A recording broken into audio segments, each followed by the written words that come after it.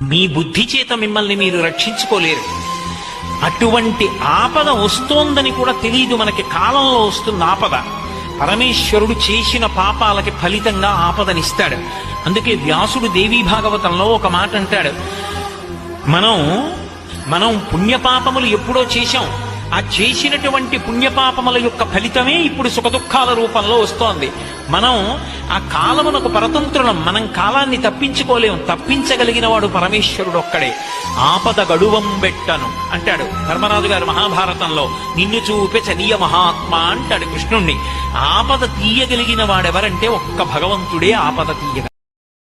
ఆశ్రయించి ఎవరుంటారో, శివ పాదములను పట్టుకున్న భక్తులు ఎవరుంటారో వాళ్ళని చెనకగలిగినవి లోకంలో ఉండవు. అందుకే శివభక్తి లేకుండుగా కాని జీవితంలో శాపవాక్కు విడిచిపెడతారు. శివభక్తి లేని జీవితం అంత దారుణమైనటువంటి జీవితం. కాబట్టి మహానుభావుడు ఆ హాలాహలాన్ని స్వీకరించి ఉదరము లోకంబులకును సదనంబకు టెరిగి శివుడు చటుల విషగ్నిన్ కుదురుకొనే కంఠబిలమున పదిలంబుగా నిలిపే సూక్ష్మ